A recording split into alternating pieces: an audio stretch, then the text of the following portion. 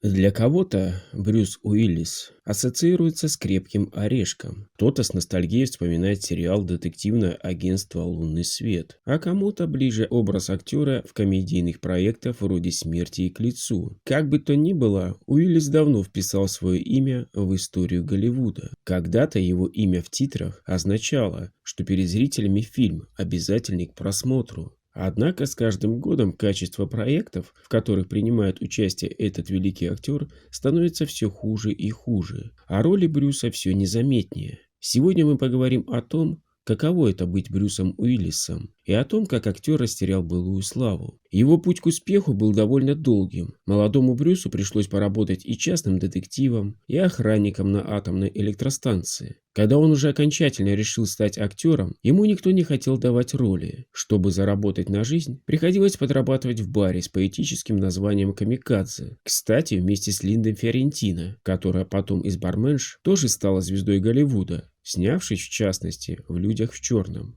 Повезло Брюсу только в 1984 году, когда ему было уже под 30, на кастинге к сериалу «Детективное агентство Лунный свет». На пробах Брюс был последним из 3000 актеров, которых отсмотрели, и именно его чудесным образом утвердили на роль детектива Дэвида Эддисона. Хотя и канал ABC, и актриса Сибил Шеперд настаивали, чтобы эту роль играл тогда более известный, а ныне почти забытый актер Харли Вентон. Сериал стал одним из самых дорогих проектов на телевидении в середине 80-х годов. Одна серия обходилась телеканалу ABC в $1 600 000, а Брюс получал баснословный для него по тем временам заработок – $50 000 за каждую серию. Уиллис и Шеперд не нашли общего языка, и хотя это не сказывалось на самом сериале, но на съемочной площадке было постоянное напряжение. Шеперд считала его просто никому неизвестным клоуном-выскочкой, а многие кинокритики считают причиной загубленной карьеры Уиллиса обычную звездную болезнь. Первые истерики на съемках происходили у актера еще во времена детективного агентства «Лунный свет». Брюс постоянно спорил с создателями сериала, а его конфликты с Шепард раздражали всех членов съемочной группы. Тем не менее, аудитории актер очень нравился, и за 4 года съемок Брюс выжил из него все, что можно, полюбившись миллионам телезрителей и сделав себе имя первоклассного и яркого комического актера. С «Лунного света» и начинается настоящее развитие карьеры Брюса. И если первоначально Брюс Уиллис был благодарен создателям сериала, то по мере развития его кинокарьеры, а особенно после съемок в блокбастере «Крепкий орешек», он начал себя заносчиво вести и был очень недоволен, что его имя в титрах все так же на втором месте. Первым кинофильмом Уиллиса стала картина 1987 года «Возвращение Бруно», которая была чем-то вроде мюзикла. Брюс с давних пор увлекался музыкой, играл на губной гармонике и пел в группе Брюс Уиллис и Акселераты, а в середине 80-х даже записал на студии несколько песен собственного исполнения. И когда ему поступило предложение сняться в музыкальном фильме про звезду сцены, он с радостью согласился. Коротенький, меньше часа фильм не претендовал на глубину и размах, но он показал главное – прикольного и веселого Брюса, разухабисто лобающего рок-н-ролл. В том же году Брюс снимается в другой комедии «Свидание вслепую» с Ким Бессинджер. К тому времени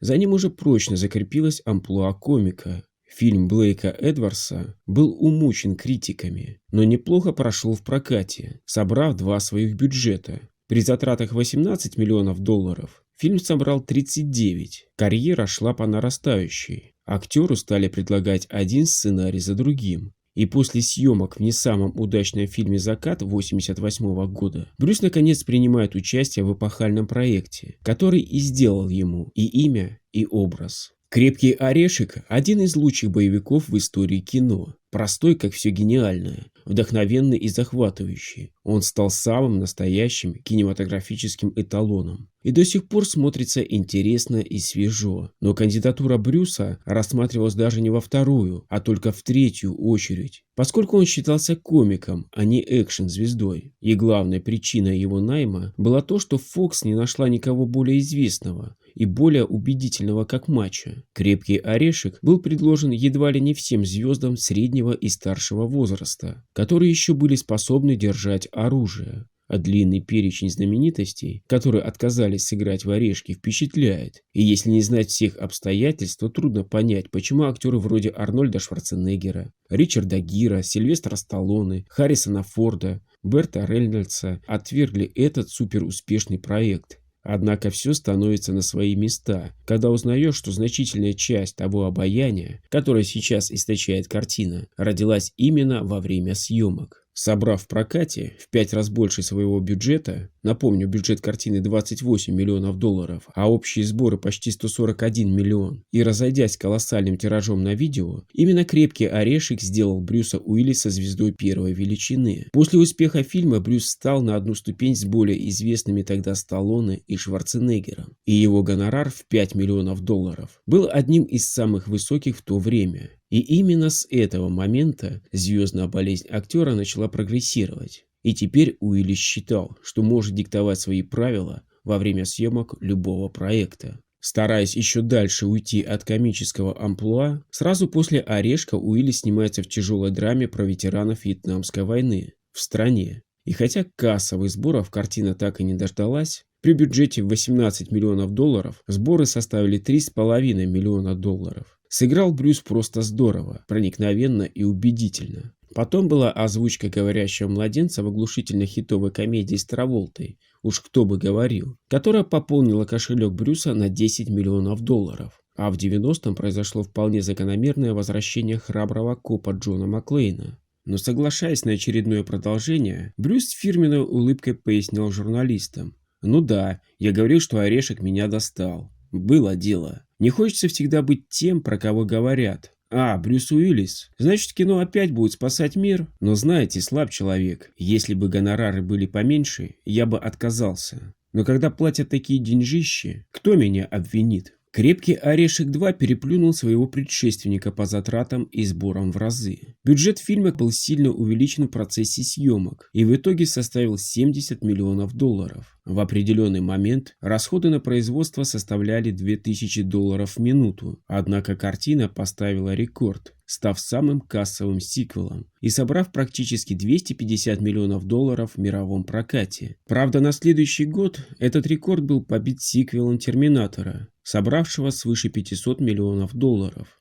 90-й год оказался для Брюса хлебным. Продолжение истории про говорящих младенцев «Кто бы говорил 2» выходит в том же году. А кроме того еще и фильм «Костер тщеславий» Брайана де Пальмы, в котором Уиллис играет в паре с Томом Хэнксом. И хотя «Костер» провалился по полной программе, Брюсу все же смело можно записать 90-й год себе в актив. А вот начало 90-х – явный спад в карьере. И если фильм «Смертельные мысли» 91-го года с Деми Мур очень даже неплох, то совершенно идиотский «Гудзонский ястреб» 91-го года был в фильмографии Брюса явно лишним. Во время съемок «Гудзонского ястреба» он вместе с продюсером выбирал режиссера и постоянно вносил правки в проект. Правок было так много, что актера пришлось вносить в список сценаристов. И за свой сценарий Брюс удостоился антипремии «Золотая малина». В свою очередь, актер считал и продолжает считать, что в этом и последующих провалах виновата неправильная реклама и работа киностудий. Небольшая роль в драме 91-го года «Билли Батгейт» с Дастином Хоффманом и Николь Кидман никак не повлияла на карьеру Брюса.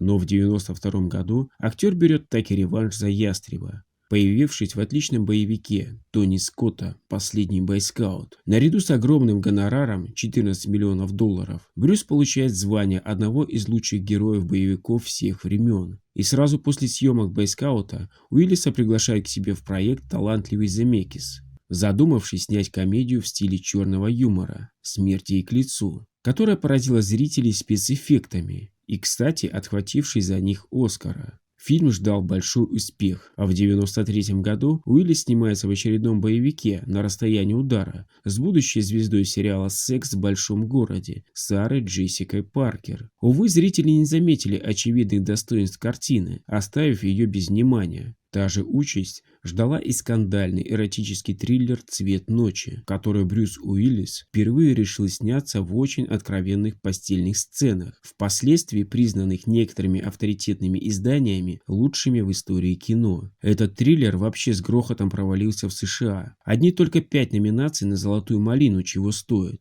Так что Брюсу, как воздух, нужны были сильные проекты. Но, увы, вместо удачного кино Брюс, как назло, угодил в очередной провал. Несуразный и нелепый Норт 1994 года не только принес колоссальные убытки продюсерам, он еще и оконфузил всех своих участников, получив 6 номинаций на «Золотую малину». Но Брюс все-таки дождался реванша. А в 1994 году фильм «Криминальное чтиво» Квентина Тарантино попал в историю мирового кинематографа как один из самых лучших гангстерских фильмов, получив 7 номинаций на «Оскар». Тарантино отхватил высшую награду за сценарий. Этот фильм собрал более 200 миллионов долларов в прокате. Это при бюджете около 8. Вообще-то Брюс обожал Тарантино и мечтал сыграть Винсента Вегу. Но когда этот персонаж достался Траволте, Тарантино предложил в качестве утешительного приза роль боксера Буча. И Тарантино, и публика были в восторге. Брюс прекрасно вписался в повествование, и эта роль теперь по праву считается одной из лучших в его карьере.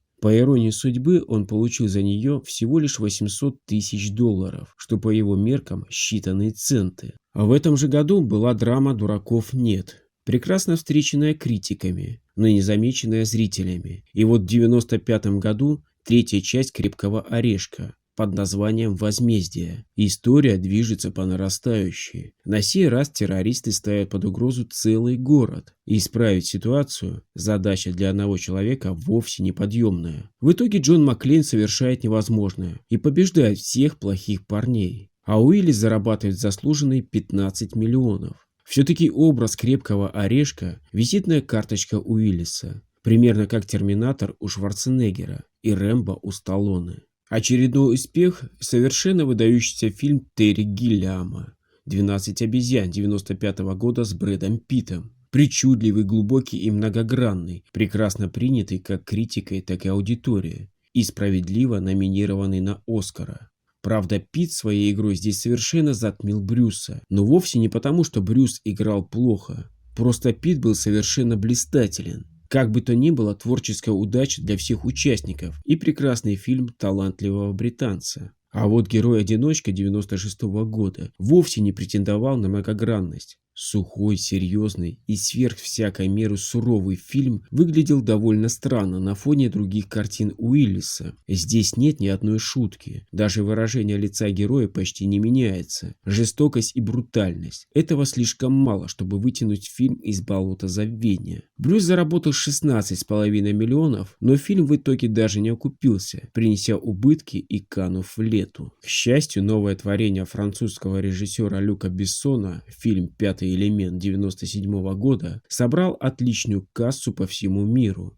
Самый дорогой французский кинопроект в истории при бюджете в 90 миллионов принес 250 миллиона прибыли. Брюс Уиллис исполнил свою роль безупречно, и теперь многие любят Корбина Далласа ничуть не меньше, чем Джона Макклейна. После успеха «Пятого элемента» Брюс окончательно перестал себя сдерживать. В фильме 1997 года «Шакал» он постоянно вступал в конфликт с Ричардом Гиром. Затем последовали санкции от студии Дисней и трехгодичная отработка многомиллионных штрафов под руководством Майкла Бэя. Благодаря работе с этим режиссером Брюс снялся в своих последних кассовых проектах «Армагеддоне» и «Шестом чувстве». В суперблокбастере Майкла Бэя «Армагеддон» 1998 года герой Уиллиса спасает всю нашу планету от столкновения с астероидом, на всех парах летящим к Земле. Картина, безусловно, невероятно зрелищная и роскошная, но была нелепа до одури. И тем не менее, ее 140-миллионный бюджет меркнет в сравнении с колоссальными сборами. Перейдя отметку в 500 миллиарда, «Армагеддон» принес Брюсу Уиллису почти 15 миллионов. При этом 7 номинаций на «Золотую малину» ни Бэя, ни Уиллиса не смутили. Да и когда эти парни обращали внимание на такие мелочи, как болтовня кинокритиков? Главное – успех налицо. Фильм «Шестое чувство» 1999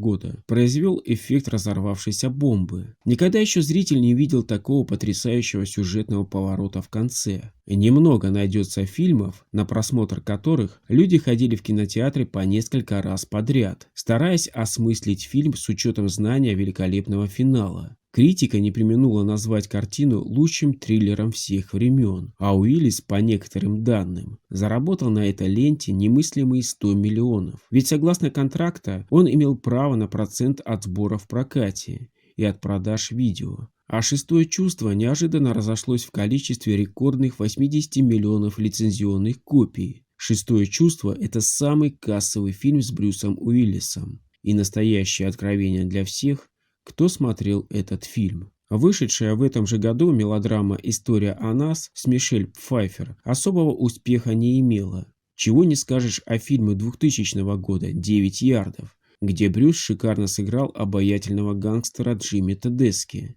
обеспечив этой комедии более чем 100-миллионную кассу. В том же году Брюс снимается в очень теплой и душевной драме «Малыш», за работу над которой получает очередной свой 20-миллионный гонорар. А сразу после «Малыша» Найт Шьямалан вновь приглашает Брюса к сотрудничеству, памятуя о том, какого успеха они смогли добиться с «Шестым чувством». «Неуязвимый» во многом похож на «Шестое чувство». Все та же затягивающая, медитативная манера съемки, таинственность, шокирующий финальный поворот, сложность и многослойность повествования, кассовый успех. Но несмотря на все достоинства картины, повторить успех «Шестого чувства» в полной мере она так и не смогла. При бюджете в $101 миллион сборы составили 248 миллионов. И эта картина вполне уложилась в теорию о том, что Шьямалан снимает фильмы по нисходящей, от более сильного к более слабому. После не самой примечательной комедии 2001 года «Бандиты», благополучно провалившейся в прокате,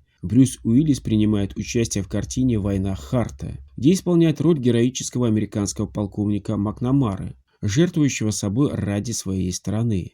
И хотя драматизма фильму было не занимать, убытки он принес колоссальные, не вернув и половины из огромной суммы в 70 миллионов, которые были на него потрачены, и попав в список самых больших неудач Голливуда. После семейной комедии «Великий чемпион», где Брюс появляется в эпизодической роли, в 2003 году выходит боевик «Слезы солнца». Уиллис здесь играет командира спецназовцев, проводящих спецоперацию в африканских джунглях. Снятый умело и профессионально, фильм все же не стал кассовым, едва окупившись в прокате. Потом была работа над продолжением приключений Джимми Тедески под названием «9 ярдов 2», с теми же актерами, но другим режиссером. Неизвестно, смена режиссера ли тому виной или какие-то другие обстоятельства. Но расчеты продюсеров заработать денег на старых персонажах не оправдались по полной программе. Фильм ждал полнейший кассовый провал. Не стал золотым дном и фильм 2005 года «Заложник» Флорана Сири, в котором Брюс Уиллис исполнил роль специалиста по ведению переговоров с преступниками, удерживающими заложников. Даже странно, что «Заложник» показал столь скромные результаты. Все составляющие популярного кино в нем присутствовали. Но вот уж какой фильм можно назвать успешным с полным правом, так это «Новаторский город грехов» 2005 года, к которому приложили руку такие гранды, как Роберт Родригес и Квентин Тарантино. Экранизация мрачного комикса Фрэнка Миллера признана одним из лучших фильмов, переносящих на экраны действия графического романа. И исполнивший одну из центральных ролей, Уиллис смело может записать себе в актив участие в этом великолепном проекте.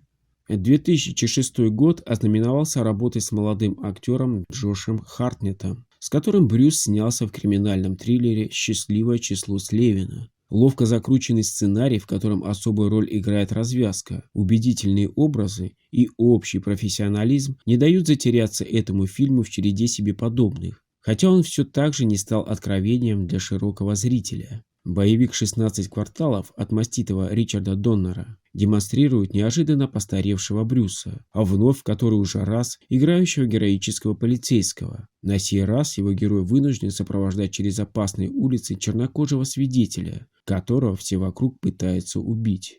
Фильм звезд с неба не схватил, но был ладно скроен, крепко сшит и вполне достоин вдумчивого просмотра. «Идеальный незнакомец» 2007 года, триллер, в котором с Брюсом сыграла Холли Берри, пришелся по вкусу как любителям жанра, так и поклонникам таланта Уиллиса. Но только не кинокритикам, которых не впечатлил ни сюжет, ни актерская игра, ни непредсказуемый финал. И тем не менее, фильм стал довольно кассовым, многократно окупив затраты.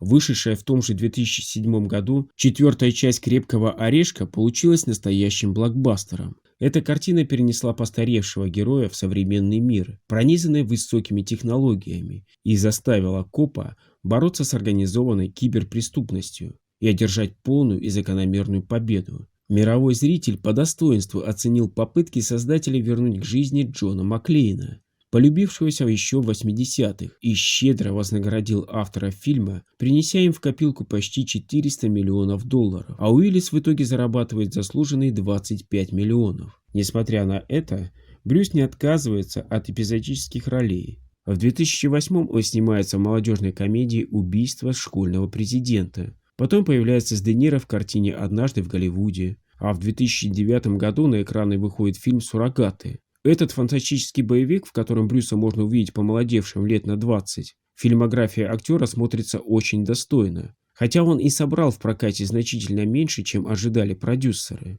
При бюджете в 80 миллионов сборы составили чуть больше 122 миллионов. Тем не менее, картина получилась интересной, осмысленной и технически совершенной. Короткое появление в боевике Сильвестра Сталлоне «Неудержимые» не прошло незамеченным фанатами Брюса. Это был первый раз, когда такие глыбы, как Уиллис, Сталлоне и Арнольд Шварценеггер, появились в кадре вместе, пускай и всего на пару минут. А в 2012 году Уиллис удачно снялся в «Неудержимых 2». При 100-миллионном бюджете, собрав 300 миллионов, Уиллис должен был появиться и в третьей части фильма «Неудержимые», съемки которого проходили в 2013 году. Брюсу предлагали $3 миллиона за съемки «Неудержимых 3». Неплохая сумма всего за 4 рабочих дня на локации в Болгарии. Но, как потом стало известно, актер заарканился и потребовал 4 миллиона, то есть по миллиону в день. Сталлоне и сотоварищи сказали нет. В комедии 2010 года «Двойной капец» Брюс опять играет полицейского, где его партнером стал чернокожий Трейси Морган. Фильм смотрится во многом как пародия и многократно обыгрывает привлекавшиеся в боевиках про полицейских штампы и клише. Работа достаточно проходная для Брюса, что подтверждают небольшой бюджет и скромные кассовые сборы. При бюджете в 30 миллионов долларов общие сборы 55,5. Во время работы над «Двойным копцом» Смит столкнулся с полным нежеланием Уиллиса соответствовать комедийному тону ленты. Экшн-звезда постоянно смотрела на окружающих как на лузеров и совершенно не пыталась привнести в фильм никакой жизни. По словам Смита, вынужденная необходимость ежедневно лицезреть подобный эгоцентризм просто рвала его душу на части. Когда же Смит попросил Уиллиса выдать немножко пародии на культовый сериал «Детективное агентство Лунный свет», который Брюс до сих пор тайно ненавидит, актер отказался в довольно грубой форме.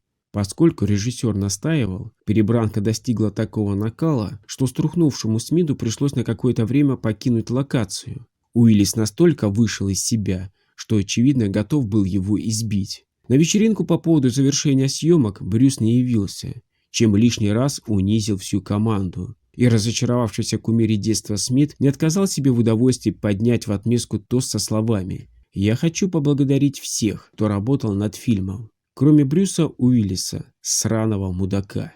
Но Рэд этого же года не таков. Это иронический боевик, в котором помимо «Крепкого орешка» появились такие заслуженные личности, как Джон Малкович и Морган Фриман. Старые агенты ЦРУ решают тряхнуть стариной, когда их к этому подталкивают обстоятельства, и актеры блестяще демонстрируют, что в их пороховницах пороху еще хватает. 200 миллионов долларов в прокате не дают отнести картину к скромным и незаметным. Да и взглянуть здесь есть на что. Сейчас Уиллис продолжает активно сниматься, только фильмы с его участием можно смело записать в категорию «Б». Ему, как звездному актеру, предлагают неплохие гонорары, даже за проходные роли. И Брюс берет 4-5 проектов в год. Эти киноленты выходят сразу на видео, а не в кинотеатре. Но кажется, это абсолютно не смущает «Крепкого орешка». В 2019 году на экране вышли 10 минут спустя «Между двумя папоротниками» и «Ночь в осаде». Рейтинг этих фильмов настолько низок, что посмотреть их решаются только самые преданные фанаты Уиллиса. В 2020 году Брюса можно было увидеть в таких кинолентах, как «Дожить до утра», «Приказано уничтожить» и «Брешь». Сейчас актер ищет новые пути заработка, и не безуспешно. К примеру, недавно он участвовал в создании рекламы для Мегафона вместе с комиком Азаматом Мусагалиевым. Уиллису даже не пришлось появляться на съемочной площадке. Авторы роликов создали цифровую версию актера с помощью технологии Deepfake. Он получил около $2 миллионов за разрешение использовать свою внешность. С такими доходами Уиллису вряд ли есть на что жаловаться, но его фанатам наверняка тяжело следить за карьерой любимца. Не исключено, что через пару лет публика будет ассоциировать актера лишь со второстепенными боевиками, а не культовыми картинами вроде «Крепкого орешка» и «Шестого чувства».